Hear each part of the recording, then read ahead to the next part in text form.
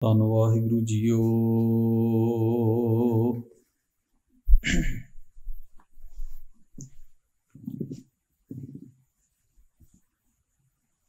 ਸਿੱਖੋ ਸ਼ਬਦ ਪਿਆਰਿਓ, ਜਨਮ ਮਰਨ ਕੀ ਟੇਕ, ਮੁਖ ਉਜਲ ਸਦਾ ਸੁਖੀ।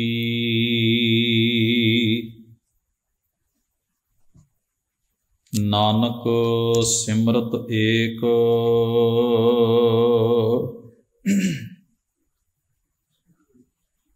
ਬਾਣੀ ਬਿਰਲੋ ਵਿਚਾਰਸੀ। ਜੇ ਕੋ ਗੁਰਮੁਖ ਹੋਇ, ਇਹ ਬਾਣੀ ਮਹਾਂਪੁਰਖ ਕੀ।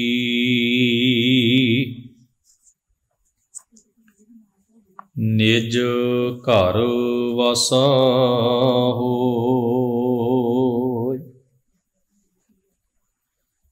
ਇਹ ਬਾਣੀ ਮਹਾਂਪੁਰਖ ਕੀ।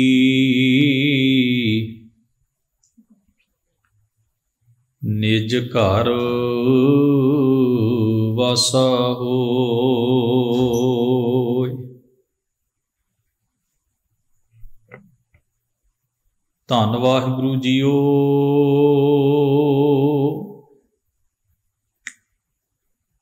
ਫਰੀਦਾ ਸ਼ੱਕਰ ਖੰਡ ਨਿਵਾਤ ਗੁੜ,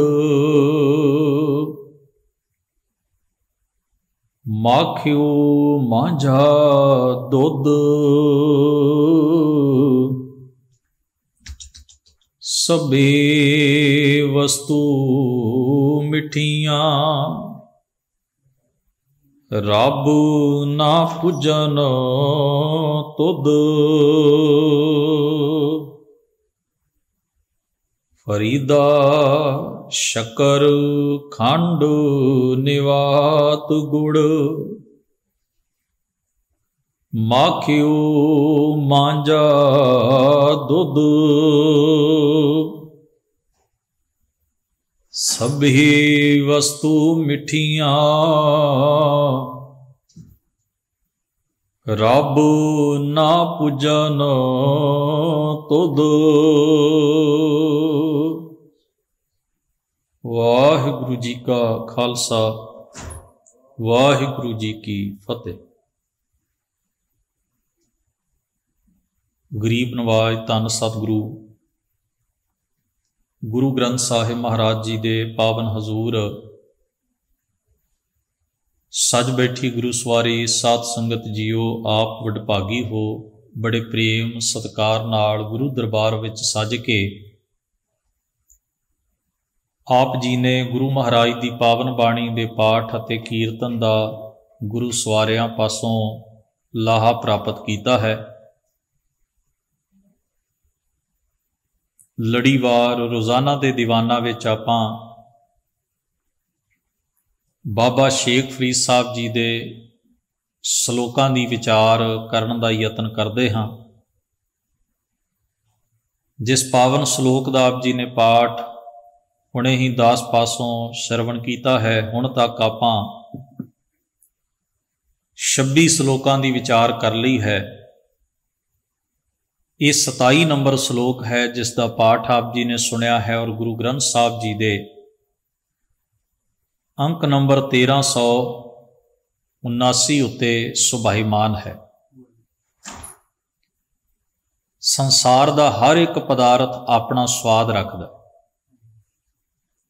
ਬਾਣੀ ਦੇ ਵਿੱਚ ਇਹ ਵੀ ਵਾਕ ਆਉਂਦਾ ਹੈ, ਖਟ ਤੁਰਸ਼ੀ। ਖਟ ਦਾ ਮਤਲਬ ਹੁੰਦਾ ਹੈ ਛੇ, ਭਾਵ 6 ਸਵਾਦਲੇ ਪਕਵਾਨ। ਵੈਸੇ 36 ਪ੍ਰਕਾਰ ਦੇ ਪਕਵਾਨਾਂ ਦਾ ਜ਼ਿਕਰ ਵੀ ਗੁਰੂ ਗ੍ਰੰਥ ਸਾਹਿਬ ਦੇ ਵਿੱਚ ਆਉਂਦਾ ਹੈ। ਉਹਨਾਂ ਦੇ ਵਿੱਚੋਂ ਕੁਝ ਮਿੱਠੇ ਹਨ, ਕੁਝ ਖੱਟ ਮਿੱਠੇ ਹਨ, ਕੁਝ ਖੱਟੇ ਹਨ, ਕੁਝ ਕੌੜੇ ਹਨ, ਕੁਝ ਲੂਣ ਵਾਲੇ ਹਨ। ਇਸ ਤਰ੍ਹਾਂ ਉਹਨਾਂ ਦੀ ਪੂਰੀ ਸੂਚੀ ਜਿਹੜੀ ਹੈ ਉਹ ਕੋਸ਼ਾਂ ਨੇ, ਕੋਸ਼ ਲਿਖਣ ਵਾਲਿਆਂ ਨੇ, ਪੁਸਤਕਾਂ ਲਿਖਣ ਵਾਲਿਆਂ ਨੇ ਦਿੱਤੀ ਵੀ 36 ਪ੍ਰਕਾਰ ਦੇ ਪਕਵਾਨਾਂ ਵਿੱਚ ਕਿਹੜੀ ਕਿਹੜੀ ਕਿਸਮ ਦੇ ਪਕਵਾਨ ਹੁੰਦੇ। ਦੂਜੇ ਪਾਸੇ ਇਸ ਨੂੰ ਇੱਕ ਮੁਹਾਵਰੇ ਦੇ ਰੂਪ ਵਿੱਚ ਵੀ ਲਿਆ ਜਾਂਦਾ ਹੈ। 36 ਪ੍ਰਕਾਰ ਦਾ ਭਾਵ ਹੈ ਹਰ ਕਿਸਮ ਦਾ ਸਵਾਦਲਾ ਪਕਵਾਨ। ਜਿਵੇਂ ਆਪਾਂ ਕਿਸੇ ਨੂੰ ਕਹਿ ਦੇਣਾ ਮੈਂ ਤੇਰੇ ਵਰਗੇ 20 ਵੇਖੇ ਨੇ, ਇਹਦਾ ਮਤਲਬ ਇਹ ਨਹੀਂ ਹੁੰਦਾ ਵੀ ਗਿਣਤੀ ਦੇ 20 ਵੇਖੇ ਨੇ, ਇਹਦਾ ਮਤਲਬ ਹੁੰਦਾ ਬਹੁਤ ਵੇਖੇ ਤੇਰੇ ਵਰਗੇ। ਕਈ ਕਹਿ ਦੇਣਗੇ ਬਹੁਤ ਵੇਖੇ ਨੇ, ਕਈ ਕਹਿਣਗੇ 20 ਵੇਖੇ ਨੇ, ਜਾਂ ਕਈ ਕਹਿਣਗੇ ਤੇਰੇ ਵਰਗੇ ਹੋਰ ਵੀ ਮੈਨੂੰ ਬਹੁਤ ਮਿਲੇ। ਤਾਂ ਇਹਦਾ ਭਾਵ ਇਹ ਹੁੰਦਾ ਵੀ ਤੂੰ ਪਹਿਲਾ ਬੰਦਾ ਨਹੀਂ ਜਿਸ ਨਾਲ ਮੇਰਾ ਵਾਹ ਪਿਆ, ਤੇਰੇ ਤੋਂ ਪਹਿਲਾਂ ਵੀ ਮੇਰਾ ਤੇਰੇ ਵਰਗੇ ਇਨਸਾਨਾਂ ਨਾਲ ਤਜਰਬਾ ਹੋ ਚੁੱਕਿਆ। ਤਾਂ ਉਹ ਮੁਹਾਵਰੇ ਹੁੰਦੇ ਨੇ ਕਿਸੇ ਗੱਲ ਨੂੰ ਬਿਆਨ ਕਰਨ ਵਾਸਤੇ, ਉਹਨੂੰ ਕੋਈ ਅਹਿਸਾਸ ਕਰਾਉਣ ਵਾਸਤੇ। ਸੋ 36 ਪ੍ਰਕਾਰ ਦਾ ਭਾਵ ਹੈ ਹਰ ਤਰ੍ਹਾਂ ਦੇ ਵੱਖ-ਵੱਖ ਕਿਸਮਾਂ ਦੇ ਸਵਾਦਲੇ ਪਕਵਾਨ ਪਦਾਰਥ। ਜੇ ਪ੍ਰਸਾਦ 36 ਹੀ ਅੰਮ੍ਰਿਤ ਖਾਂ ਹੈ। ਇੱਥੇ ਅੰਮ੍ਰਿਤ ਸ਼ਬਦ ਦਾ ਅਰਥ ਹੈ ਸਵਾਦਲੇ। ਬਾਬਾ ਸ਼ੇਖ ਫਰੀਦ ਸਾਹਿਬ ਜੀ ਨੇ ਬਿਆਨ ਤੇ ਇਹ ਕਰਨਾ ਹੈ ਕਿ ਪਰਮੇਸ਼ਰ ਦੇ ਨਾਮ ਵਰਗੀ ਮਿਠਾਸ ਕਿਸੇ ਚੀਜ਼ ਵਿੱਚ ਨਹੀਂ। ਤੇ ਜਦੋਂ ਫਿਰ ਮਿਠਾਸ ਦੀ ਗੱਲ ਚੱਲੇਗੀ, ਕੁਝ ਮਿੱਠੀਆਂ ਚੀਜ਼ਾਂ ਨਾਲ ਤਸ਼ਬੀਹ ਤੇ ਦੇਣੀ ਪਵੇਗੀ, ਕੁਝ ਮਿੱਠੀਆਂ ਚੀਜ਼ਾਂ ਗਿਣਨੀਆਂ ਪੈਣਗੀਆਂ। ਜਿਵੇਂ ਬਾਣੀ ਵਿੱਚ ਨਾ ਮਹਾਰਾਜ ਨੇ ਮਨਮੁਖ ਦੇ ਜੀਵਨ ਵਿੱਚ ਜਿਹੜੀ ਕੁੜੱਤਣ ਹੁੰਦੀ ਹੈ ਨਾ ਵਿਕਾਰਾਂ ਦੀ, ਸੁਭਾਅ ਦੀ, ਉਹਨੂੰ ਬਿਆਨ ਕਰਨਾ ਸੀ। ਤੇ ਹਜ਼ੂਰ ਨੇ ਫਿਰ ਕੁਝ ਕੌੜੀਆਂ ਚੀਜ਼ਾਂ ਗਿਣੀਆਂ। ਤੁਮੀ ਤੁਮਾ ਵਿਸ ਅਕ ਧਤੂਰਾ ਨਿੰਮ ਫਲ। ਹੁਣ ਵੇਖੋ ਕਿੰਨੀਆਂ ਕੌੜੀਆਂ ਚੀਜ਼ਾਂ ਨੇ, ਜਿਨ੍ਹਾਂ ਨੇ ਚੀਜ਼ਾਂ ਵੇਖੀਆਂ ਨੇ ਔਰ ਕਦੇ ਇਹਨਾਂ ਦਾ ਟੇਸਟ ਸਵਾਦ ਕੀਤਾ ਹੈ। ਤੁਮੀ ਤੁਮਾ ਵਿਸ ਅਕ ਧਤੂਰਾ ਨਿੰਮ ਫਲ, ਮਨ ਮੁਖ ਵਸੈ ਤਿਸ ਜਿਸ ਤੂੰ ਚੇਤਨਾ ਆਵੇ। ਉਹਦੇ ਮਨ ਵਿੱਚ, ਉਹਦੇ ਮੁਖ ਵਿੱਚ ਇਹਨਾਂ ਤੋਂ ਵੀ ਜ਼ਿਆਦਾ ਕੁੜੱਤਣ ਹੁੰਦੀ ਹੈ ਜਿਨ੍ਹਾਂ ਦੇ ਚਿੱਤ ਵਿੱਚ ਹੀ ਮੇਰੇ ਮਾਲਕ ਤੂੰ ਨਹੀਂ ਹੁੰਦਾ। ਉਹ ਕਿਹੜੀ ਕੁੜੱਤਣ ਹੁੰਦੀ ਹੈ? ਉਹ ਹੈ ਵਿਹਾਰ, ਸੁਭਾਅ, ਸੁਰਤ ਵਿੱਚ, ਸੁਭਾਅ ਵਿੱਚ ਅੰਦਰ ਜਿਹੜੀ ਉਹ ਕੁੜੱਤਣ ਸਾਂਭੀ ਬੈਠੇ ਹੁੰਦੇ ਨੇ। ਕੋਈ ਕ੍ਰੋਧ ਦੀ ਸਾਂਭੀ ਬੈਠਾ ਹੈ, ਕੋਈ ਈਰਖਾ ਦੀ ਸਾਂਭੀ ਬੈਠਾ ਹੈ, ਕੋਈ ਭੇਦ। ਇਹ ਕੁੜੱਤਣਾ ਹੀ ਨੇ ਨਾ, ਕੋਈ ਨਫ਼ਰਤ ਹੈ, ਕੋਈ ਕੁੜੱਤਣਾ। ਆਪਾਂ ਕਹਿੰਦੇ ਵੀ ਇੰਨੀ ਕੁੜੱਤਣ ਚੰਗੀ ਨਹੀਂ ਬੰਦੇ ਨੂੰ। ਉਹ ਕਾਹਦਾ ਮਤਲਬ ਹੁੰਦਾ ਵੀ ਸੁਭਾਅ ਦੇ ਵਿੱਚ ਕੁਰਖਤਪੁਣਾ, ਕਠੋਰਪੁਣਾ ਆ ਜਾਣਾ। ਇਹ ਸਾਰੀਆਂ ਚੀਜ਼ਾਂ ਰਲ ਕੇ ਕੁੜੱਤਣ ਅਖਵਾਉਂਦੀਆਂ। ਪਰ ਕਿੰਨੀਆਂ ਚੀਜ਼ਾਂ ਗਿਣੀਆਂ। ਤੁਮੀ ਤੁਮਾ ਵਿਸ ਅਕ ਧਤੂਰਾ ਨਿੰਮ ਫਲ, ਮਨ ਮੁਖ ਵਸੈ ਤਿਸ ਜਿਸ ਤੂੰ ਚੇਤਨਾ ਆਵੇ। ਤੋ ਜਦੋਂ ਕੁੜੱਤਣ ਦੀ ਗੱਲ ਕਰਨੀ ਸੀ, ਕੋਈ ਚੀਜ਼ਾਂ ਦੀ ਗਿਣਤੀ ਕੀਤੀ। ਹੁਣ ਜਦੋਂ ਮਿਠਾਸ ਦੀ ਗੱਲ ਕਰਨੀ ਹੈ ਤੇ ਫਿਰ ਵੀ ਕੁਝ ਮਿੱਠੀਆਂ ਚੀਜ਼ਾਂ ਸਾਹਮਣੇ ਆਈਆਂ ਜਿਨ੍ਹਾਂ ਦੀ ਸੰਖੇਪ ਜਿਹੀ ਸੂਚੀ ਬਾਬਾ ਸ਼ੇਖ ਫਰੀਦ ਸਾਹਿਬ ਨੇ ਦਿੱਤੀ। ਫਰਮਾਇਆ ਫਰੀਦਾ ਸ਼ੱਕਰ, ਖੰਡ, ਨਿਵਾਤ, ਗੁੜ, ਮਾਖਿਓ, ਮਾਂਝਾ, ਦੁੱਧ। ਸ਼ੱਕਰ ਗੁੜ ਤੋਂ ਬਣਦੀ ਹੈ। ਖੰਡ ਸ਼ਬਦ ਹਿੱਸੇ ਨੂੰ ਕਹਿੰਦੇ ਨੇ, ਹਿੱਸੇ। ਪੁਰਾਣੇ ਸਮਿਆਂ ਵਿੱਚ ਗੁੜ ਦੇ ਹੀ ਇੱਕ ਪ੍ਰੋਸੈਸ ਦੇ ਨਾਲ ਖੰਡ ਬਣਾਈ ਜਾਂਦੀ ਸੀ। ਖੰਡ ਬੜੀ ਪੁਰਾਣੀ ਬਣਦੀ ਤੇ ਰੂਪ ਬਦਲਦੇ ਗਏ। ਹੁਣ ਵੀ ਆਪਾਂ ਬਾਜ਼ਾਰ ਜਾਈਏ ਤੇ ਸਾਨੂੰ ਕਈ ਕਿਸਮਾਂ ਦੀ ਖੰਡ ਮਿਲ ਜਾਏਗੀ। ਸ਼ੂਗਰ ਫ੍ਰੀ ਵੀ ਆ ਗਈ, ਜਿਹਦੇ 'ਚ ਮਿਠਾਸ ਨਹੀਂ, ਔਰ ਉਹਨੂੰ ਡਾਇਬਟੀਜ਼ ਦਾ ਮਰੀਜ਼ ਵੀ ਲੈ ਸਕਦਾ ਹੈ। ਹੁਣ ਜੇ ਕਿਸੇ ਨੇ ਰੰਗ ਦਾ ਭੇਦ ਵੀ ਰੱਖਣਾ ਹੋਵੇ, ਉਹਦੀ ਕਿੰਨੀ ਵੈਰਾਈਟੀ ਆ ਗਈ। ਬਰਾਊਨ ਸ਼ੂਗਰ ਹੈ, ਵਾਈਟ ਸ਼ੂਗਰ ਹੈ। ਪੁਰਾਣੇ ਸਮਿਆਂ ਦੇ ਵਿੱਚ ਖੰਡ ਦਾ ਮਤਲਬ ਅਸਾਂ ਹਿੱਸਾ ਹੁੰਦਾ ਹੈ, ਹਿੱਸਾ। ਛੋਟੇ ਛੋਟੇ ਦਾਣੇਦਾਰ ਜਿਹੜਾ ਮਿਠਾਸ ਵਾਲੀ ਕੋਈ ਪਦਾਰਥ ਹੈ ਉਹਨੂੰ ਖੰਡ ਕਹਿ ਦਿੰਦੇ ਨੇ। ਸ਼ੱਕਰ, ਖੰਡ, ਨਿਵਾਤ, ਸ਼ਹਿਦ ਨੂੰ ਕਿਹਾ ਗਿਆ। ਸ਼ਹਿਦ ਕਿੰਨਾ ਮਿੱਠਾ ਹੁੰਦਾ ਹੈ। ਗੁੜ, ਗੁੜ ਦੀ ਗੱਲ ਕਹੀ। ਮਾਖਿਓ, ਮਾਂਝਾ, ਦੁੱਧ, ਮਖਿਆਲ ਦਾ ਰਸ, ਮੱਝ ਦਾ ਮਿੱਠਾ ਦੁੱਧ। ਸਭੇ ਵਸਤੂ ਮਿੱਠੀਆਂ। ਸੰਸਾਰ ਦਾ ਹਰ ਪਕਵਾਨ ਆਪਣਾ ਸਵਾਦ ਰੱਖਦਾ ਹੈ। ਇਹ ਸਾਰੀਆਂ ਚੀਜ਼ਾਂ ਬੜੀਆਂ ਮਿੱਠੀਆਂ ਨੇ। ਇਹ ਸਾਰੇ ਜ਼ੁਬਾਨ ਦੇ ਸਵਾਦ ਨੇ, ਸਰੀਰ ਦੇ ਟੇਸਟ ਨੇ, ਸਰੀਰ ਦੀ ਮਿਠਾਸ ਹੈ। ਇਹਨਾਂ ਨੂੰ ਸਰੀਰ ਅਨੁਭਵ ਕਰਦਾ ਹੈ। ਰੱਬ ਨਾ ਪੁੱਜਣ ਤੁਧ। ਹੇ ਮੇਰੇ ਮਾਲਕ, ਮੇਰੇ ਰੱਬ ਜੀ, ਇਹ ਤੇਰੇ ਨਾਮ ਦੀ ਮਿਠਾਸ ਤੱਕ ਦੁਨੀਆ ਦੇ ਪਦਾਰਥਾਂ ਦਾ ਸਵਾਦ ਨਹੀਂ ਪਹੁੰਚ ਸਕਦਾ। ਹੁਣ ਕਿਸੇ ਬੰਦੇ ਦਾ ਸੁਭਾਅ ਪ੍ਰਖਤ ਹੋਵੇ ਤੇ ਉਹਨੂੰ ਭਾਵੇਂ 4 ਕਿਲੋ ਖੰਡ ਖਵਾ ਦਿਓ ਦਿਨ 'ਚ, ਉਹ ਮਿੱਠਾ ਨਹੀਂ ਬੋਲ ਸਕਦਾ। ਕਿਸੇ ਮਨੁੱਖ ਦੇ ਸੁਭਾਅ ਦੇ ਵਿੱਚ ਕੁੜੱਤਣ ਹੋਵੇ, ਵਿਹਾਰ 'ਚ ਕੁੜੱਤਣ ਹੋਵੇ, ਉਹਨੂੰ ਜਿੰਨਾ ਮਰਜ਼ੀ ਮਿੱਠਾ ਖਵਾ ਦਿਓ, ਕੀ ਉਹਦੇ ਸੁਭਾਅ 'ਚ ਉਹ ਮਿੱਠਾ ਇਫੈਕਟ ਕਰੇਗਾ? ਨਹੀਂ। ਤੇ ਜੇ ਕੋਈ ਗੁਰਮੁਖ ਹੈ, ਮਿੱਠਾ ਬੋਲਣ ਵਾਲਾ, ਨੇਕ ਪੁਰਖ, ਅਸੀਂ ਸਾਖੀਆਂ 'ਚੋਂ ਪੜ੍ਹਦੇ ਹਾਂ ਨਾ ਵੀ ਕੌੜੇ ਰੀਠੇ ਵੀ ਮੇਰੇ ਸਤਿਗੁਰੂ ਲਈ ਮਿੱਠੇ ਸਾਬਤ ਹੋ ਗਏ। ਕੌੜਿਆਂ ਨੂੰ ਵੀ ਮਿੱਠਾ ਕਰਕੇ ਜਾਣਿਆ। ਔਰ ਜਦੋਂ ਐਸਾ ਵੀ ਜ਼ਿਕਰ ਸਾਨੂੰ ਮਿਲਦਾ ਵੀ ਮਹਾਰਾਜ ਜੰਗਲਾਂ ਦੇ ਵਿੱਚ ਜਿਸ ਵੇਲੇ ਸਫ਼ਰ ਕਰਦੇ ਸਨ, ਮੈਂ ਇੱਕ ਹੋਰ ਉਦਾਹਰਣ ਦੇਣਾ। 18ਵੀਂ ਸਦੀ ਵਿੱਚ ਖਾਲਸਾ ਜੀ ਨੂੰ ਪੇਂਜੂ, ਡੇਲੇ, ਇਹ ਜੰਗਲੀ ਫਲ ਹੁੰਦੇ ਨੇ, ਜਿੱਥੇ ਉਜਾੜ ਬੀਆਬਾਨ ਹੋਵੇ ਉੱਥੇ ਚੀਜ਼ਾਂ ਬਹੁਤ ਹੁੰਦੀਆਂ। ਕਰੀਰਾਂ ਨਾਲ ਡੇਲੇ ਲੱਗਦੇ ਨੇ, ਪੇਂਜੂ ਲੱਗਦੇ ਨੇ, ਵਣਾਂ ਦੇ ਫਲ, ਹੋਰ ਕਈ ਚੀਜ਼, ਉਹ ਵੀ ਖਾ ਕੇ ਗੁਜ਼ਾਰਾ ਕਰਦੇ ਸਨ। ਤੇ ਜਦੋਂ ਉਹਨਾਂ ਨੂੰ ਕਿਸੇ ਨੇ ਪੁੱਛਣਾ ਵੀ ਤੁਹਾਡੇ ਲੰਗਰ ਦਾ, ਜੇ ਲੰਗਰ ਨਹੀਂ ਛਕਿਆ, ਕੁਝ ਵੀ ਨਹੀਂ ਖਾਧਾ, ਤੇ ਕਹਿਣਾ ਮਸਤਾਨਾ ਹੈ। ਤੇ ਜੇ ਇਹੋ ਜਿਹੀਆਂ ਚੀਜ਼ਾਂ, ਕੰਦ ਮੂਲ, ਬੂਟੀਆਂ ਜਾਂ ਜੰਗਲੀ ਚੀਜ਼ਾਂ, ਕੰਦ ਮੂਲ, ਪੱਤੇ ਆਦਿ ਖਾ ਕੇ ਗੁਜ਼ਾਰਾ ਕਰ ਲਿਆ, ਛੋਲਿਆਂ ਦੀ ਮੁੱਠ ਮਿਲ ਜਾਏ ਤੇ ਉਹਨਾਂ ਨੂੰ ਤਾਂ ਉਹ ਬਦਾਮ ਕਹਿੰਦੇ ਸਨ, ਬਦਾਮ ਛਕ ਲਿਆ। ਹੁਣ ਉਹਨਾਂ ਲਈ ਥੋੜਾ ਵੀ ਸਵਾਇਆ ਨਹੀਂ ਹੈ ਤੇ ਮਸਤਾਨਾ ਹੈ। ਜਿੰਨਾ ਕੁ ਮਿਲ ਗਿਆ ਉਹ ਦੁਨੀਆ ਦੀ ਸਭ ਤੋਂ ਸਵਾਦਲੀ ਚੀਜ਼ ਹੈ। ਉਹ ਜਿਹੜੀ ਸੁਰਤ ਦੀ ਬਣਤਰ ਹੈ, ਸੁਰਤ ਦੀ ਬਣਤਰ ਵਿੱਚ ਘਾਟਾ ਕੋਈ ਨਹੀਂ। ਵੱਡੀ ਗੱਲ ਇਹ ਹੈ, ਉੱਥੇ ਘਾਟੇ ਦਾ ਅਰਥ ਪਕਵਾਨ ਤੋਂ ਨਹੀਂ ਹੈ, ਉੱਥੇ ਵਾਧਾ ਕਿਸੇ ਚੀਜ਼ ਨਾਲ ਨਹੀਂ ਜੁੜਿਆ ਹੋਇਆ। ਸਾਡੇ ਤੇ ਲੰਗਰਾਂ ਵਿੱਚ ਵੀ ਇਹ ਸ਼ਬਦ ਵਰਤਿਆ, ਜਦੋਂ ਕੋਈ ਚੀਜ਼ ਖਤਮ ਹੋ ਜਾਏ ਤੇ ਅਸੀਂ ਇਹ ਨਹੀਂ ਕਹਿੰਦੇ ਵੀ ਮੁੱਕ ਗਈ, ਅਸੀਂ ਕਹਿੰਦੇ ਵਾਧਾ ਪੈ ਗਿਆ, ਪ੍ਰਸ਼ਾਦਾ ਵਾਧੇ ਪੈ ਗਿਆ। ਮਤਲਬ ਉਹਦੇ ਵਿੱਚੋਂ ਵੀ ਸਾਨੂੰ ਇੱਕ ਹੀਣ ਭਾਵਨਾ ਜਾਂ ਢਹਿੰਦੀ ਕਲਾ ਦਾ ਅਹਿਸਾਸ ਨਹੀਂ ਹੁੰਦਾ। ਇਹਨੂੰ ਅਸੀਂ, ਇਹ ਸਾਨੂੰ ਸਤਿਗੁਰੂ ਮਹਾਰਾਜ ਦੀ ਦਿੱਤੀ ਹੋਈ ਵਿਰਾਸਤ ਹੈ, ਜਿਸ ਵਿਰਾਸਤ ਦੇ ਵਿੱਚ ਦੁੱਖ ਨਾਹੀਂ ਸਭ ਸੁੱਖ ਹੀ ਹੈ ਰੇ, ਜਿਸ ਵਿਰਾਸਤ ਵਿੱਚ ਬੁਰਾ ਨਾਹੀਂ ਸਭ ਭਲਾ ਹੀ ਹੈ ਰੇ, ਜਿਸ ਵਿਰਾਸਤ ਦੇ ਵਿੱਚ ਕੁੜੱਤਣ ਨੂੰ ਵੀ ਇਵੇਂ ਹੰਢਾਇਆ ਜਾਂਦਾ ਵੀ ਜਿਵੇਂ ਉਹ ਮਿਠਾਸ ਹੈ।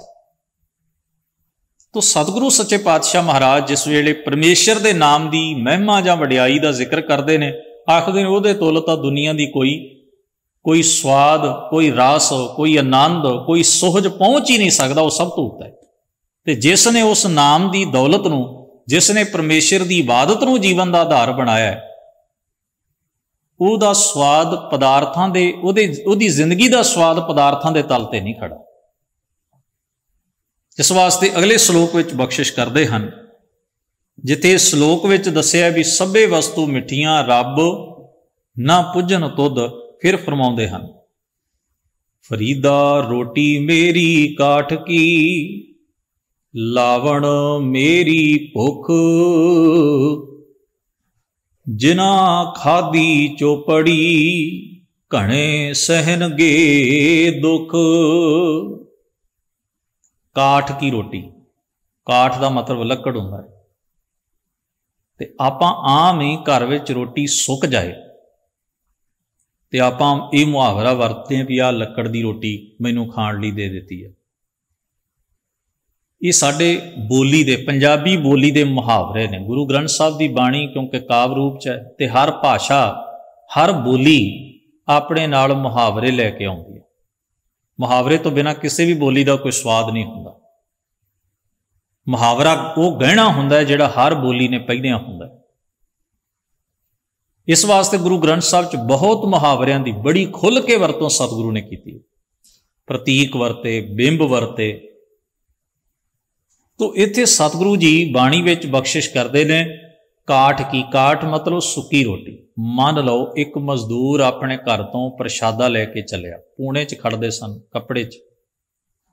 ਕੱਪੜੇ 'ਚ ਰੋਟੀ ਬੰਨ੍ਹ ਲੈਣੀ ਤੇ ਨਾਲ ਪੁਰਾਣੇ ਲੋਕ ਤੇ ਡਾਂਗ ਤੇ ਹੀ ਟੰਗ ਲੈਂਦੇ ਸਨ, ਮੋਢੇ ਰੱਖ ਕੇ।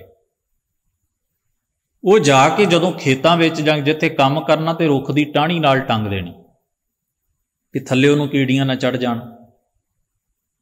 ਜਾਂ ਡਾਂਗ ਨੂੰ ਮਿੱਟੀ ਵਿੱਚ ਗੱਡ ਕੇ ਉਹਦੇ ਸਿਰੇ ਤੇ ਬੰਨ੍ਹ ਦੇਣੀ, ਉੱਚੀ ਰਹੇ। ਉਹ ਹੁਣ ਗਰਮੀ ਦੀ ਲੋ ਜਿਸ ਵੇਲੇ ਵਗਣੀ ਗਰਮੀ ਦੇ ਦਿਨਾਂ ਵਿੱਚ ਤੇ ਰੋਟੀ ਨੇ ਸੁੱਕ ਜਾਣਾ ਹੁੰਦਾ। ਉਹ ਸੁੱਕੀ ਰੋਟੀ ਜਿਹੜੀ ਸੀ ਉਹ ਉਹਨਾਂ ਨੇ ਦੁਪਹਿਰ ਵੇਲੇ ਜਦੋਂ ਸਮਾਂ ਹੋਣਾ ਕੰਮ ਤੋਂ ਉਹਨਾਂ ਨੇ ਥੋੜ੍ਹਾ ਸਮਾਂ ਛੁੱਟੀ ਪਾਉਣੀ ਤੇ ਉਦੋਂ ਛਕਣੀ। ਹੁਣ ਕਿਰਤੀ ਮਨੁੱਖ ਦੀ ਜਿਹੜੀ ਇਹ ਰੋਟੀ ਹੈ, ਕਿਰਤੀ ਮਨੁੱਖ ਦਾ ਜਿਹੜਾ ਇਹ ਭੋਜਨ ਹੈ, ਕਿਰਤੀ ਮਨੁੱਖ ਦਾ ਜਿਹੜਾ ਇਹ ਪ੍ਰਸ਼ਾਦਾ ਹੈ ਉਹ ਸਾਦਾ ਜਿਹਾ। ਕਈ ਵਾਰ ਉਹ ਲੂਣ ਪਾ ਕੇ ਲੈ ਜਾਂਦੇ ਸਨ ਰੋਟੀ ਉੱਤੇ, ਮਿਰਚ ਰੱਖ ਕੇ ਲੈ ਜਾਣੀ। ਅਚਾਰ ਹੋਣਾ ਤੇ ਬੜੀ ਵੱਡੀ ਗੱਲ ਮੰਨੀ ਜਾਂਦੀ ਸੀ, ਖੇਤਾਂ ਵਿੱਚ ਬੰਦਾ ਅਚਾਰ ਨਾਲ ਰੋਟੀ ਖਾ ਰਿਹਾ। ਤਾਂ ਉਹ ਜਿਹੜੀ ਚੀਜ਼ ਹੈ ਉਸ ਨੂੰ ਬਾਬਾ ਸ਼ੇਖ ਫਰੀਦ ਸਾਹਿਬ ਨੇ ਕਿਹਾ ਕਿਰਤੀ ਮਨੁੱਖ ਦੀ ਮਿਹਨਤ ਦੀ ਸੁੱਕੀ ਰੋਟੀ ਜਿਹੜੀ ਹੈ, ਕਾਠ ਵਰਗੀ, ਲੱਕੜ ਵਰਗੀ ਸੁੱਕੀ ਹੋਈ। ਫਰੀਦਾ ਰੋਟੀ ਮੇਰੀ ਕਾਠ ਕੀ, ਲਾਵਣ, ਲਾਵਣ ਸਲੂਣੇ ਨੂੰ ਕਹਿੰਦੇ ਨੇ, ਜਿਹਨੂੰ ਆਪਾਂ ਸਬਜ਼ੀ ਕਹਿੰਦੇ ਆ। ਨਮਕ ਵਾਲੀ ਚੀਜ਼, ਸਲੂਣਾ, ਲੂਣ ਸਹਿਤ ਬਣਾਇਆ ਹੋਇਆ ਉਹ ਕੋਈ ਵੀ ਪਕਵਾਨ ਸਬਜ਼ੀ ਦੇ ਰੂਪ ਵਿੱਚ ਜਿਹੜਾ ਪ੍ਰਸ਼ਾਦੇ ਨਾਲ ਖਾਧਾ ਜਾਂਦਾ। ਮੇਰੀ ਭੁੱਖ ਹੀ ਮੇਰੀ ਸਬਜ਼ੀ ਹੈ ਤੇ ਲੱਕੜ ਵਰਗੀ ਸੁੱਕੀ ਮਿਹਨਤ ਦੀ ਮੇਰੀ ਰੋਟੀ ਹੈ, 10 ਦੀ ਕਿਰਤ ਦੀ। ਫਿਰ ਅੱਗੇ ਫਰਮਾਉਂਦੇ ਹਨ, ਜਿਨ੍ਹਾਂ ਖਾਧੀ ਚੋਪੜੀ ਘਣੇ ਸਹਿਣਗੇ ਦੁੱਖ। ਵੈਸੇ ਕੁਝ ਸ਼ਲੋਕਾਂ ਦੇ ਭਾਵ ਸਨ ਤੇ ਉਹਨਾਂ ਭਾਵਾਂ ਨੂੰ ਛੱਡ ਕੇ ਲਫ਼ਜ਼ ਫੜ ਲਏ ਤੇ ਲਫ਼ਜ਼ਾਂ ਨਾਲ ਫਿਰ ਉਹਨੂੰ ਡਿਫਾਈਨ ਕਰਨ ਲਈ ਆਪਣੇ ਕੋਲੋਂ ਹੀ ਕਥਾ ਬਣਾ ਲਈ, ਜਿਹਨੂੰ ਆਪਾਂ ਕਹਿੰਦੇ ਨੇ ਵੀ ਸਾਖੀ ਕੱਢ ਲਈ। ਸਾਖੀ ਯਥਾਰਥ ਦੇ ਕਿਸੇ ਮਸਲੇ ਨਾਲ ਮੇਲ ਨਹੀਂ ਸੀ ਖਾਂਦੀ, ਉਹ ਕੇਵਲ ਸ਼ਲੋਕ ਦੀ ਵਿਆਖਿਆ ਵਿੱਚ ਹੀ ਘੜੀ ਸੀ, ਕਿਉਂਕਿ ਸ਼ਲੋਕ ਦੀ ਭਾਸ਼ਾ ਫੜ ਲਈ ਗਈ, ਲਫ਼ਜ਼ ਫੜ ਲਏ ਗਏ, ਭਾਵ ਨਹੀਂ ਗ੍ਰਹਿਣ ਕੀਤਾ ਗਿਆ। ਉੱਥੇ ਇਹ ਗੱਲ ਜੋੜੀ ਗਈ ਵੀ ਬਾਬਾ ਸ਼ੇਖ ਫਰੀਦ ਸਾਹਿਬ ਨੂੰ ਮਾਤਾ ਜੀ ਕਹਿੰਦੇ ਨੇ ਜੰਗਲ ਜਾਓ ਤਪ ਕਰੋ। ਹਾਲਾਂਕਿ ਆਪਾਂ ਸ਼ਲੋਕ ਪੜ੍ਹ ਆਏ ਹਾਂ, ਜੰਗਲ ਜੰਗਲ ਕਿਆ ਭਵੈ। ਜੇ ਉਹਨਾਂ ਜੰਗਲ ਵਿੱਚ ਜਾ ਕੇ ਭਗਤੀ ਪ੍ਰਵਾਨ ਕੀਤੀ ਹੁੰਦੀ ਤੇ ਸ਼ਲੋਕ ਉਹਨਾਂ ਬਿਲਕੁਲ ਨਹੀਂ ਸੀ ਲਿਖਣਾ, ਇਹ ਉਹਨਾਂ ਦੇ ਤਜਰਬੇ ਦੇ ਉਲਟ ਹੁੰਦਾ। ਉਹਨਾਂ ਦਾ ਤਜਰਬਾ ਕੁਝ ਹੋਰ ਹੈ, ਵਸੀ ਰੱਬ ਹਿਆਲੀ ਹੈ, ਜੰਗਲ ਕਿਆ ਢੂੰਡੇ। ਇਹ ਕਿਵੇਂ ਹੋ ਸਕਦਾ ਵੀ ਤਜਰਬਾ ਉਹਨਾਂ ਦਾ ਤੋੜ ਚੜਿਆ ਹੋਵੇ, ਸਿਰੇ ਲੱਗਿਆ ਹੋਵੇ ਜੰਗਲ ਵਿੱਚ ਜਾ ਕੇ, ਤੇ ਸ਼ਲੋਕ ਉਦੋਂ ਉਲਟ ਲਿਖ ਦੇਣ। ਇਸ ਗੱਲ ਦੀ ਉਮੀਦ ਬਾਬਾ ਸ਼ੇਖ ਫਰੀਦ ਸਾਹਿਬ ਵਰਗੇ ਮਹਾਂਪੁਰਖ ਤੋਂ ਨਹੀਂ ਕੀਤੀ ਜਾ ਸਕਦੀ। ਉਹ ਤਾਂ ਜੋ ਬੀਤਿਆ, ਜੋ ਨਾ ਮਾਣਿਆ, ਜੋ ਨਾ ਜੀਵੇ, ਉਹਨੂੰ ਉਸੇ ਰੂਪ ਵਿੱਚ ਬਿਆਨ ਕੀਤਾ। ਸੰਤਨ ਕੀ ਸੁਣ ਸਾਚੀ ਸਾਖੀ, ਸੋ ਬੋਲੇ ਜੋ ਪੇਖਿਆ। ਤਾਂ ਫਿਰ ਉਹਦੇ ਨਾਲ ਹੀ ਉਹ ਵੀ ਜਿਸ ਵੇਲੇ ਉਹਨਾਂ ਨੇ ਮਾਤਾ ਉਹ ਰੁੱਖਾਂ ਦੇ ਪੱਤੇ ਭਰੂ ਕੇ ਖਾਂਦੇ ਸਨ, ਜਦੋਂ ਵਾਪਸ ਆਏ ਭਗਤੀ ਪ੍ਰਵਾਨ ਨਾ ਹੋਈ, ਕੇਸ ਜਿਹੜੇ ਸਨ ਉਹ ਜਟਾਵਾਂ ਬਣ ਗਏ, ਤੇ ਜਿਸ ਵੇਲੇ ਮਾਂ ਸਿਰ ਵਾਹੁਣ ਲੱਗੀ, ਵਾਲ ਸਵਾਰਨ ਲੱਗੀ ਤੇ ਪੀੜ ਹੋਈ। ਤੇ ਜਿਸ ਵੇਲੇ ਪੀੜ ਨਾਲ ਬੰਦਾ ਕਰਾਉਂਦਾ, ਚਿਰਾਂ ਦੇ ਵਾਲ ਵਾਏ ਹੋਣ, ਤੇ ਉਸ ਵੇਲੇ ਫਿਰ ਮਾਂ ਨੇ ਆਖਿਆ ਵੀ ਤੈਨੂੰ ਜੇ ਇੰਨੀ ਪੀੜ ਹੁੰਦੀ ਹੈ ਤੇ ਉਹਨਾਂ ਰੁੱਖਾਂ ਦਾ ਕੀ ਬਣਿਆ ਹੋਏਗਾ ਜਿਨ੍ਹਾਂ ਨਾਲੋਂ ਤੂੰ ਪੱਤੇ ਭਰੂ ਕੇ ਖਾਂਦਾ ਰਿਹਾ। ਆਖਿਆ ਫਿਰ ਮਾਂ ਮੈਨੂੰ ਕੀ ਕਰਨਾ ਚਾਹੀਦਾ? ਲੱਕੜ ਦੀ ਇੱਕ ਛੋਟੀ ਜਿਹੀ ਰੋਟੀ ਬਣਾ ਕੇ ਮਾਂ ਨੇ ਦੇ ਦਿੱਤੀ, ਇਹਨੂੰ ਚੱਕ ਵੱਢ ਲਿਆ ਕਰੇ। ਰੋਟੀ ਭਾਵੇਂ ਸੋਨੇ ਦੀ ਵੀ ਹੋਵੇ, ਜਿਹੜੀ ਤੁਸੀਂ ਖਾ ਨਹੀਂ ਸਕਦੇ, ਉਹ ਤੁਹਾਡੀ ਭੁੱਖ ਕਿਵੇਂ ਦੂਰ ਕਰੇਗੀ? ਰੋਟੀ ਦਾ ਸੰਬੰਧ ਜ਼ਬਾਨ ਨੂੰ ਧੋਖਾ ਦੇਣਾ ਨਹੀਂ, ਰੋਟੀ ਦਾ ਸੰਬੰਧ ਤੁਹਾਡੇ ਪੇਟ ਵਿੱਚ ਗਿਆ ਹੋਇਆ ਅਨਾਜ ਪਦਾਰਥ ਹੈ, ਜਿਹਨੇ ਤੁਹਾਡੇ ਸਰੀਰ ਨੂੰ એનર્ਜੀ ਦੇਣੀ ਹੈ, ਤਾਕਤ ਦੇਣੀ ਹੈ, ਲਹੂ ਬਣਨਾ ਹੈ। ਇਸ ਤਰ੍ਹਾਂ ਦਾ ਕੋਈ ਵੀ ਕਿਸੇ ਨੂੰ ਅਸੀਂ ਅੱਖਾਂ ਨੂੰ ਧੋਖਾ, ਫਿਰ ਤਾਂ ਸੰਸਾਰ 'ਚ ਲੋੜ ਹੀ ਨਹੀਂ ਰੋਟੀ ਵਾਸਤੇ ਦੌੜ ਭੱਜ ਕਰਨ ਦੀ। ਤਸਵੀਰਾਂ ਰੱਖ ਛੱਡੀਏ ਚੰਗੇ ਚੰਗੇ ਪਕਵਾਨਾਂ ਦੀਆਂ ਤੇ ਅੱਖਾਂ ਨੂੰ ਤੇ ਜ਼ਬਾਨ ਨੂੰ ਧੋਖਾ ਦਿੰਦੇ ਰਹੀਏ, ਇਹ ਪੋਸੀਬਲ ਨਹੀਂ ਹੈ। ਫਿਰ ਬਾਬਾ ਸ਼ੇਖ ਫਰੀਦ ਸਾਹਿਬ ਦੇ ਸ਼ਲੋਕਾਂ ਵਿੱਚ ਅੱਗੇ ਆਉਣਾ, ਤਨ ਨਾ ਤਪਾਏ ਤਨੂਰ ਜਿਉ। ਸੋ ਜੋ ਬਾਣੀ ਹੈ, ਉਪਦੇਸ਼ ਹੈ, ਉਹ ਉਹਨਾਂ ਦੇ ਆਤਮਕ ਜੀਵਨ ਦਾ ਤਜਰਬਾ ਹੈ, ਉਹ ਸੱਚ ਹੈ ਜੋ ਉਹਨਾਂ ਮਾਣਿਆ, ਤੇ ਉਹੀ ਸੇਧ ਉਹਨਾਂ ਜਗਤ ਦੇ ਲੋਕਾਂ ਨੂੰ ਦਿੱਤੀ। ਤੋ ਇੱਥੇ ਕਾਠ ਦਾ ਮਤਲਬ ਲੱਕੜ ਵਰਗੀ ਸੁੱਕੀ ਰੋਟੀ, ਸੁੱਕੀ ਰੋਟੀ ਜਿਹੋ ਜੀ ਆਮ ਮਜ਼ਦੂਰ ਕਿਰਤੀ ਬੰਦੇ ਦੇ ਘਰ ਵਿੱਚ ਸਾਦਾ ਪ੍ਰਸ਼ਾਦਾ ਹੁੰਦਾ ਹੈ, ਆਪਣੀ ਕਮਾਈ ਦਾ। ਤੇ ਜਿਨ੍ਹਾਂ ਖਾਧੀ ਚੋਪੜੀ ਘਣੇ ਸਹਿਣਗੇ ਰੋ। ਹੁਣ ਇੱਥੇ ਚੋਪੜੀ ਤੋਂ ਭਾਵ ਹੈ ਸਵਾਦਲੀ, ਆਪਣੀ ਮਿਹਨਤ ਦੀ ਕਮਾਈ ਭਾਵੇਂ ਸੁੱਕੀ ਵੀ ਹੋਵੇ, ਉਹ ਅੰਮ੍ਰਿਤ ਸਮਾਨ ਹੈ। ਸੰਤਨ ਕਾ ਦਾਨਾ ਰੂਖਾ ਸੋ ਸਰਬ ਨਿਧਾਨ। गृह साकत छती प्रकार ते बिखू समान। ते कंडीशन है ना भी साकत दे घर दे 36 प्रकार दे भी पकवान जिहड़े जहर दे समान है। ते होर वेखो जे गुरमुख दे घर दे 36 पकवान होण ते फिर पकवाना ना प्रॉब्लम थोड़ी है, साकत नाल मुश्किल है। तिनका खादा पहनदा माया सब पवित है जो नाम हार राते। ये भी बचन चेते रखिए, किन्नी गल स्पष्ट हो जाती। तो इत्थे बाबा शेख फरीद साहब कहते जिन्हां खाधी चोपड़ी, जिन्हां ने पराया हक मार के जबान दे स्वाद पूरे कीते, खाण लई गुनाह कीते, धोखे कीते, जाल साजियां कीतियां भी सानू खाण लई, जिहड़े जीवे ही खाण लई वास्ते। उन्हें ये नहीं समझा भी जिंदगी लई खाना जरूरी, उन्हें समझा खाण लई जीना जरूरी है। तो जदों मकसद तुहाडा खाना होवे फिर तुसी किसी असूल नियम की परवाह क्यों करोगे? इत्ते जीवन का एक मकसद मिथ लिया गया है, खाना है बस। भावें शरीर नूं फिट बैठे ना बैठे, अपनी कमाई का होवे ना होवे, धोखे नाल मिलदा है, धक्के नाल मिलदा है, जुल्म नाल मिलदा है, पराया हक मार के मिलदा, की फर्क पैंदा? उन्हां बाबत ये गल कही, देख पराई जिन्हां खाधी चोपड़ी घणे सहणगे दुख, वो तकलीफ विच रहणगे, उन्हां नूं संतुष्टि नहीं है। वो जबान का स्वाद तो मनणगे पर मन नूं कदे भी सुख ते संतुष्टि नहीं आएगी। उन्हां दे डाइनिंग टेबल ते भरे होणगे पर उन्हां दे अंदर तसल्ली नहीं होएगी, सैटिस्फैक्शन नहीं होएगी, क्योंकि उन्होंने जीवन का असल तत्त भुला दिता है भी जीवन की असल खुशी तुहाडे मन के पद्धर दे विच है, तुहाडी सुरत दे विच है, ना कि पदार्थ दे वड्डे छोटे महंगे सस्ते विच है। तो इसे श्लोक की होर व्याख्या अगले श्लोक विच है, रुखी सुखी खाए कै ठंडा पानी पियो, फरीदा देख पराई चौपड़ी ना तरसाए जियो।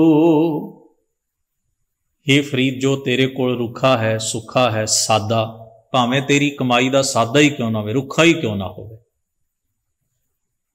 उसनूं छक, ठंडा जल पी। जिवें कोई बंदा उत्तेजित हो जाए ना तो उन्हें कहने फड़ पानी ठंडा पी तूं। इत्थे कोई कंडीशन थोड़ी है भी जे तुहानूं ठंडा नहीं पचदा तो जरूरी है भी ठंडा ही पीओ। इहदा भाव है भी अपने आप च रहो। कोई बंदा उत्तेजित हुंदा होवे ना सुभाविक तौर पर, तो आपां उहनूं कहंदे ठंडे पानी, इहनूं ठंडा पानी पिओ। इहदा मतलब है ठंडा जल छक, भाव सहज विच रह, अपने आप विच रह, रुखा सुखा छक ते अपने आप विच संतुष्ट रह, उत्तेजित ना हो। तेरी उत्तेजना का कारण किहड़ी चीज़ बननी है? देख पराई चौपड़ी, दूजे दा स्वाद ला, दूजे दा तेरे तो जो बैटर है, जो चंगा है ना, वो तेरे लिए उत्तेजना का कारण बनना है, होर कुछ नहीं। उन्ना तैनूं दुख अपनी चीज़ का नहीं होना जिन्ना दुख दूजे का चंगा वेख के होना। कबीर साहब का एक श्लोक है जिस विच उन्होंने फरमाया, कबीर गुर लागा तब जानिए, मिटै मोह तन ताप, हरख सोग दाजै नहीं। हरख खुशी नूं कहिंदे हन, सोग आपां उदासी नूं, दुख नूं कहिंदे हन। कहते गुरु दे मिलाप की असल निशानी यह है भी तुहाडे जीवन च जो गुरु आ जाता है तो समझो आ एक निशानी, निशानियां उन्हें होर भी दसियां पर आपां अपने प्रकरण नाल ढुकदी किहड़ी गल है। कहते खुशी ते सोग का प्रभाव तुहाडे जीवन ते नहीं पैंदा। हुण की ये पॉसीबल है? तुसी मेहनत करो, तुहानूं तुहाडी मेहनत का फल मिले तो तुहानूं खुशी ना होवे, एक इंसान वास्ते ये बड़ी लाजमी चीज़ है। दुख भी हुंदा है, खुशी भी हुंदी है। ये कुदरत ने साडे सुभाअ दी घाट, साडी नेचर इवें कड़ी। पर इत्थे किहड़ी खुशी ते किहड़ा गम तुहानूं नहीं पो सकदा। खुशी कई वार सानू दूजे दे नुकसान विचों ज्यादा हुंदी है अपने फायदे नालों। सानू फायदा होवे ना उन्नी खुशी नहीं, पर ऐन मौके ते आके कहे फलाने दा जिहदे नाल साडी तणदी होवे, क्लैश होवे, उहदा नुकसान की कोई खबर आके सुनाए तो चाह जिहा चढ़ जाता है, विआह तो चंगा होया। हुण दूजे पासे आओ, साडा नुकसान हो जाए, साडा नुकसान हो जाए ते दूजे दा नुकसान हो जाए, दोवां चीज़ां विच असीं फर्क समझदे हां। दूजे दे नुकसान दा चाह सानूं ज़्यादा हुंदा है अपने नुकसान दे दुख नालों, दूजे दे फायदे दा दुख ज़्यादा हुंदा है अपने नुकसान नालों। असीं अपने नुकसान ते दूजे दे नुकसान, अपने फायदे ते दूजे दे फायदे विच बहुत वड्डा अंतर गैप रख के चलते हैं। साडी प्राप्ति सानूं उस वेले फिक्की लगन लगदी है जदों दूजा भी उहो जी प्राप्ति कर लै। वो जिहड़ी खुशी है जिहड़ी दूजे वल वेख के तय करदे हो तुसीं, वो जिहड़ा दुख है जिहड़ा दूजे वल देख के महसूस करदे हो तुसीं, ये मानसिक रोग की निशानी, ये अंदर दे बीमार होने की निशानी, तुहाडे अंदर ठीक नहीं चल रहा सारा कुछ। ये तुहानूं जीवन में बड़ा खुआरक, तुसीं हर वेले दूजियां वल वेख के ही सारा कुछ तय करोगे भी मैं कदों खुश होना है, कदों दुखी होना है, कि कदों तुहाडी जिहड़ी अंदरूनी मैनेजमेंट है वो सारी हिल गई है। इस वास्ते वो जिहड़ी है वो नैचुरल नहीं, अननैचुरल है। तो गुरु साहब जी उन्होंने कहते हैं भी ये जिहड़ा तेरे सुभाव दे विच, ये जिहड़ी प्रवृत्ति दे विच गल आ गई है, ये बड़ी खतरनाक है। ये तेनों इंसान नहीं रहन देगी, ये तेनों शैतान बनाएगी, तेनों मंदे अमल करने लई प्रेरेगी। फिर जदों किसी दी सुभावक नुकसान विचों तेनों खुशी ना मिली, फिर तू नुकसान करन तुरेंगा, क्योंकि तेनों उहदे चों खुशी लभण दा, उहदे चों खुशी मिलण दा सुभाव तेरा बन जाना। इस वास्ते इत्थे फरमाउंदे ने, फरीदा देख पराई चौपड़ी ना तरसाए जीओ, अपने जी नूं तरसा ना। मैं कई बार छोटी जी उदाहरण अगे भी सांझी की है। कोई महात्मा अपने सिखियार्थी सेवकों के नाल सफर उत्ते सी। एक पिंड दी, एक नगर ग्रां दी वो एक बार बार बनी सरां दे विच जाके रुके, रात उत्थे कटनी सी। सरां दा जिहड़ा सेवादार सी उन्होंने कहा भी जे कुछ छकण नूं मिल जाए तो रात सौखी निकल जाएगी। इस वेले असीं पिंड विच जाके किसी तो मदद नहीं मंग सकते। तो सेवादार ने आख्या जी तुसीं चिंता ना करो, कुछ होर मुसाफिर भी शाम तक आ जाते हैं। असीं समा मिथया है कि सूरज ढले जिस वेले साडे कोल जिन्ने क लोग जमा होण, उदों की घरां च प्रशादा बनता है। तो थोड़ा थोड़ा आले दुआले वाले इत्थे जदों वेखण भी मुसाफिर आए ने, कोई कुछ दे, कोई 2 रोटियां दे जांदा, कोई 3 दे जांदा, कोई अचार दे जांदा, कोई सब्जी किसी के घर वाधू होवे तो वह थोड़ी दे जांदा। इस तरह चल जांदा। वो गल होई, कुछ घरां चों प्रशादा आ गया। हुण सारे इक्को जिहे नहीं हुंदे, कुछ ये सोचते हैं भी सवेर दे बने ने सुट्टने नहीं, उत्थे दे आओ,